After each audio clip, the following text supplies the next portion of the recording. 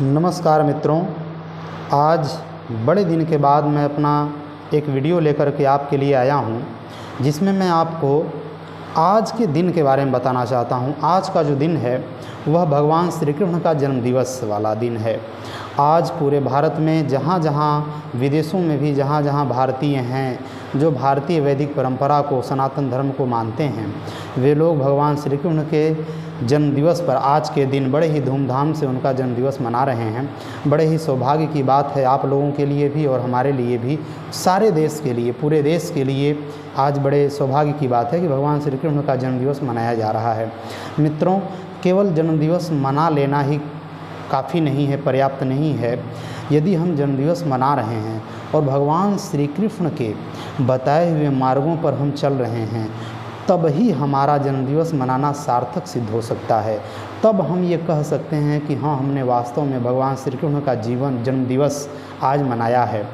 हमें जन्मदिवस मनाते हुए उनके द्वारा बताए गए मार्गों का हमेशा अनुसरण करना चाहिए, सदैव अनुसरण करते रहना चाहिए।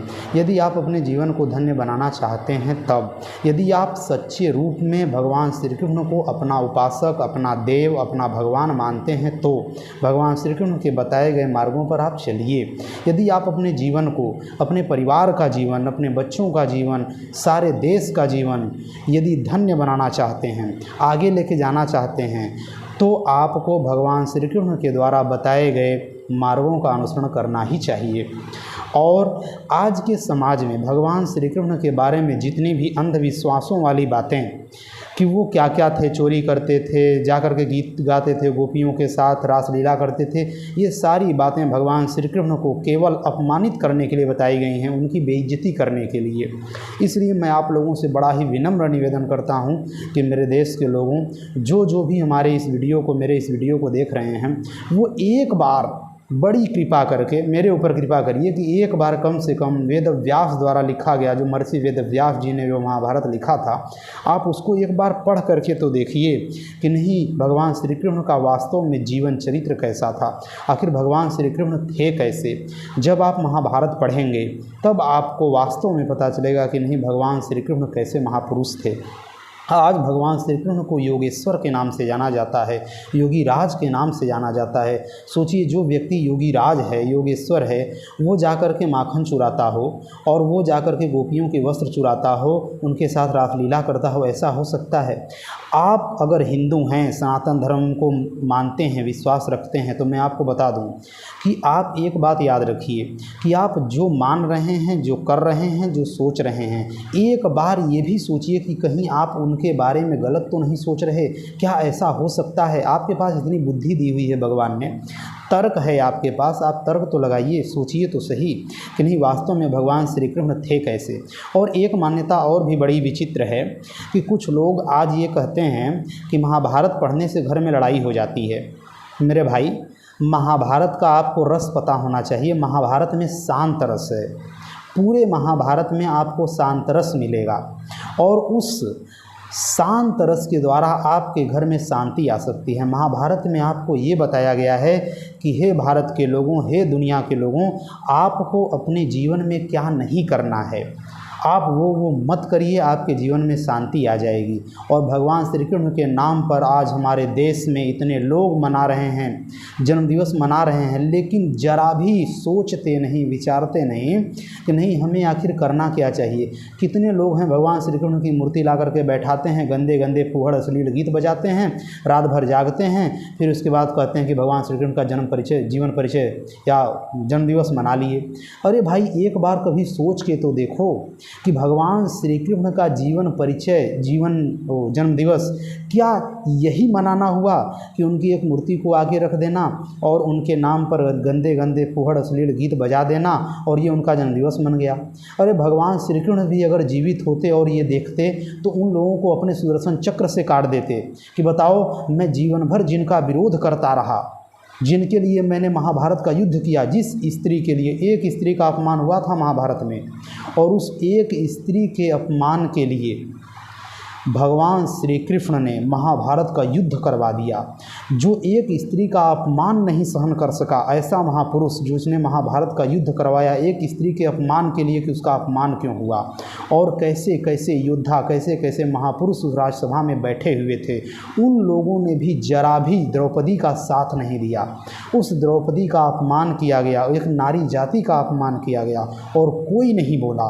उस स्त्री के अपमान के बदले के लिए भगवान श्री कृष्ण ने महाभारत का युद्ध करवाया और उन सभी लोगों को सज़ा मिली जिन जिन लोगों ने महाभारत में द्रौपदी का साथ नहीं दिया। एक स्त्री के अपमान के लिए भगवान श्री कृष्ण ने 18 लाख से अधिक लोगों को मरवा दिया।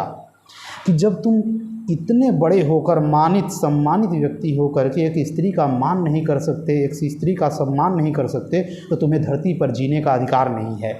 आज हम उस भगवान श्री कृष्ण का जन्मदिवस मनाते हैं और उनके सामने ला कर के नाच नचाते हैं, ऑर्केस्ट्रा करते हैं। अरे भाई ज़रा विचार तो करो, एक बार सोचो तो सही कि भगवान श्री कृष्ण के बताए रास्ते को भूल करके आप लोग कहाँ जा रहे हैं। किस भगवान श्री कृष्ण का आप जन्मदिवस मना रहे हैं कि आप नाच करा रहे हैं, ऑर्केस्ट्रा मना रहे हैं, गंदे गंदे फूहड़ गीत बजा रहे हैं। आपको शर्म नहीं आती है? आप किस हिंदू धर्म को मानने वाले हैं? आज आपको मैं बता दूँ, पहले इस देश को, इस सनातन धर्म को, वैदिक धर्म को, हिंदू धर्म को मुसलमानों से खतरा था, ईसाइयों से खतरा था, यहूदियों से खतरा था, पारसियों से खतरा था, शकों से खतरा था, हूणों से खतरा था, यमनों से खतरा था। लेकिन आज हमारे इस हिंदू धर्म को, सनातन धर्म को अपने ही हिंदू लोगों से खतरा है, क्योंकि ये हिंदू लोग न तो अपनी बुद्धि का प्रयोग करते हैं और न जाने कैसे कैसे अपने ही महापुरुषों के बारे में गंदे गंदे गीत बजा करके और ये जन्मदिवस मनाते हैं और उनकी कहते हैं कि खुशियाँ मना लिए तो इनका जन्मदिवस मन गया। अरे भाई ज़रा विचार तो करो। आज हिंदू धर्म को खतरा विदेशियों से नहीं है, दूसरे धर्म वालों से नहीं है, अपने ही धर्म के लोगों से है। और एक बात मैं और आपको बताऊं कि भगवान श्री कृष्ण को जानना है, ऐसे महापुरुष को जानना है जिसको योगेश्वर कहा जाता है, योगीराज कहा जाता है, तो आप वेदव्यास द्वारा लिखित महाभारत पढ़िए तो आपको पता चलेगा कि भगवान श्री कृष्ण का चरित्र कैसा था, और ऐसे उन पर दोष देना बंद करिए। आप अपने ही महापुरुष के बारे में ऐसे ऐसे गंदे विचार, गंदे गंदे गीत गाते हैं, आपको शर्म नहीं आती है और अपने आप को हिंदू कहते हैं? कैसे बढ़ेगा आपका धर्म? और आप अपने आप को हिंदू कहते हैं, हिंदू धर्म के मानने वाले कहते हैं, सनातन धर्म को मानने वाले कहते हैं। यदि आप हिंदू हैं तो फिर आप ये समझ लीजिए कि आप कहीं ना कहीं ये गलत कर रहे हैं कि भगवान श्री कृष्ण का जन्मदिवस भी मना रहे हैं, गंदे गंदे गीत बजा रहे हैं, फूहड़ गीत बजा रहे हैं और फिर आकर के ऑर्केस्ट्रा, नाच ये सब करा रहे हैं। भगवान श्री कृष्ण होते तो ऑर्केस्ट्रा कराने वालों को सुदर्शन चक्र से काट देते। ये भी सोचते, बताओ क्या सोचते होंगे वो स्वर्ग में जा कर के? ऊपर से वो देखते भी होंगे तो सोचते होंगे जिस एक स्त्री के अपमान के लिए मैंने महाभारत का युद्ध करवाया, 18 लाख से अधिक लोगों को मैंने मरवा दिया एक स्त्री के अपमान होने पर, एक स्त्री का अपमान होने पर, उसको अपमानित होने पर, आज मेरे ही सामने, मेरी मूर्ति के सामने ला करके लड़कियों को नचाया जा रहा है, स्त्रियों का अपमान किया जा रहा है, और आप ये नहीं समझ रहे हैं कि क्या किया जा रहा है, क्या आप कर रहे हैं। मेरे दोस्तों, मैं आपको यही बताने के लिए, ये मैं केवल संक्षेप में बता रहा हूँ, क्योंकि देखिए अब मेरा जो वीडियो है कुछ दिन से, बड़े दिन से आ नहीं रहा था, लेकिन अब धीरे धीरे वीडियो आता रहेगा और आगे जाकर के और वीडियो आएगा जो आपके लिए, आपके परिवार के लिए, आपके बच्चों के भविष्य के लिए बड़ा ही प्रेरणादायक होगा। और यदि आप चाहते हैं कि आप सनातन धर्म को मानते हैं तो एक बात मैं बता दूं, अभी कोई फिल्म आई थी जिसका बाइकाट लोग कर रहे थे, लाल सिंह चड्ढा।